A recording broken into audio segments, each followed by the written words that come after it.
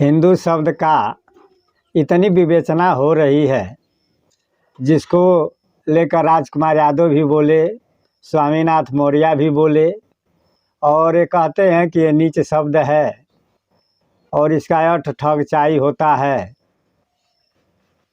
और इसकी खूब विवेचना की जाती है। लेकिन मेरा भी कुछ प्रश्न है, मेरा भी कुछ सवाल है। सवाल ये है कि आप कितने शब्दों की विवेचना करेंगे? उन सवालों का भी अर्थ हमें बताइए जो आज भी भारतवर्ष में चलता है।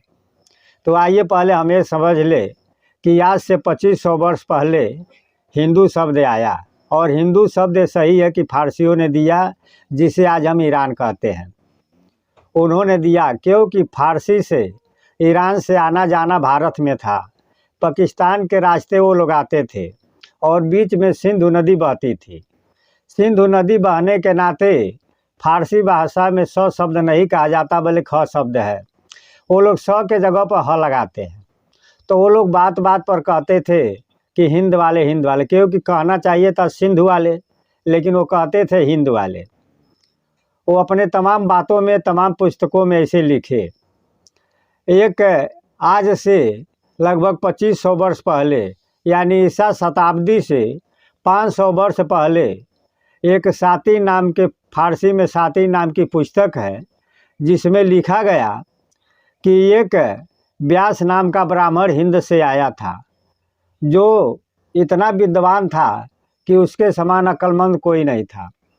तो इससे साबित होता है कि महाभारत की रचना आज से 2500 वर्ष पहले हुआ था।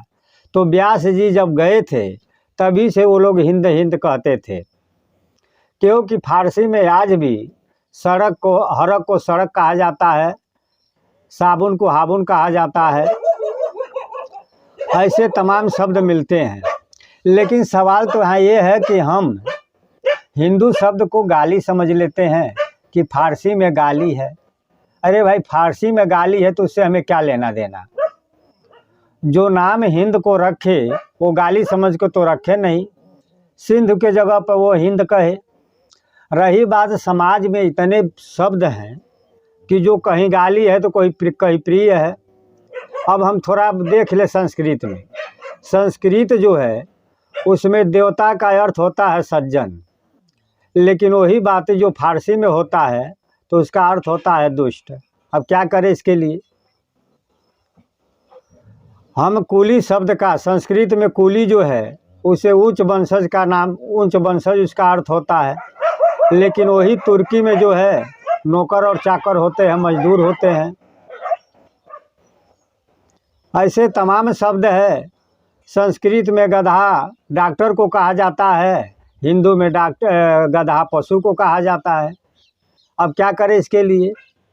आज भारतवर्ष में समय काल पाकर अर्थ भी बदलता है। आज भारत देश में ही जो मध्य प्रदेश में प्रिय शब्द है वो उत्तर प्रदेश में गाली शब्द है।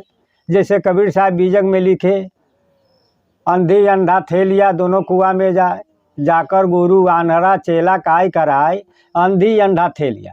लेकिन ठेलिया के जगह पर वहाँ दूसरा शब्द है, जो चाहे वो बीजक में देख ले, जो हमारे उत्तर प्रदेश के लिए गाली है।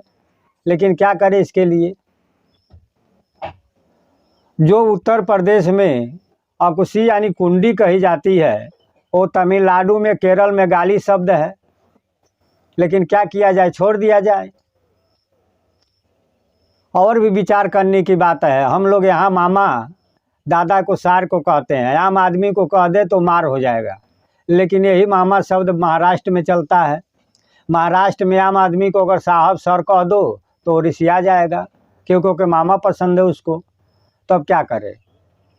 हमारे यहाँ जो गाली शब्द है वो महाराष्ट्र में प्रिय शब्द है।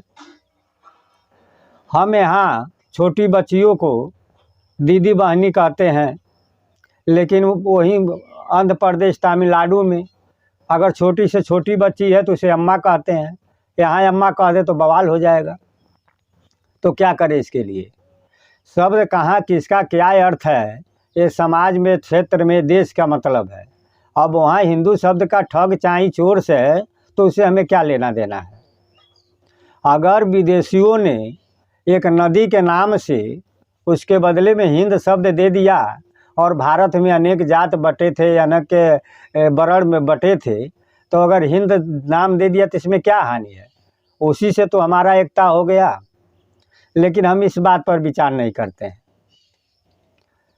रही बात यहाँ ईर्ष्या द्वेष जो है, वो सिर्फ हिंदुओं शब्द से नहीं है, सनातनियों से है। सनातन शब्द भी बेकार है, सनातन धर्म भी बेकार है। तो लड़ाई तो यहाँ है। युद्ध इसलिए हो रही है, और सारा युद्ध कहाँ होता है, क्यों होता है? राजनीति पर। स्वामी प्रसाद मौर्य बड़े विद्वान बेचारे, वो कहते हैं हिंदू का अर्थ गालिया। अनेक शब्द है जिनका अर्थ निकालो और देखो और कोर्ट में दावा करो। सुप्रीम कोर्ट भी साबित किए कि हाँ गाली है। तो गाली वाला अनेक शब्द है भारतवर्ष में पड़े, जो भारत ही में इधर से उधर चलते हैं।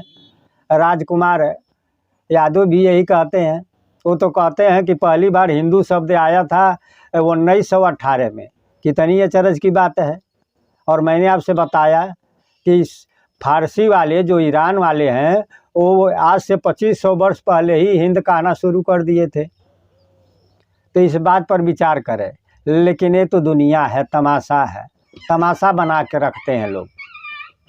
हिंदू धर्म ऐसा है, खुली किताब है, जो चाहे जितना चाहे उतना तर्क कर सकते हैं, और तर्क से तकलीफ भी नहीं है हिंदू समाज को। क्योंकि तकलीफ तो उनको होगा जिसे डर होगा, जिससे अपने धर्म पर संकोच होगा, जो अपने धर्म पर लजाते होंगे, जो मानते होंगे कि हमारा भेद खुल जाएगा।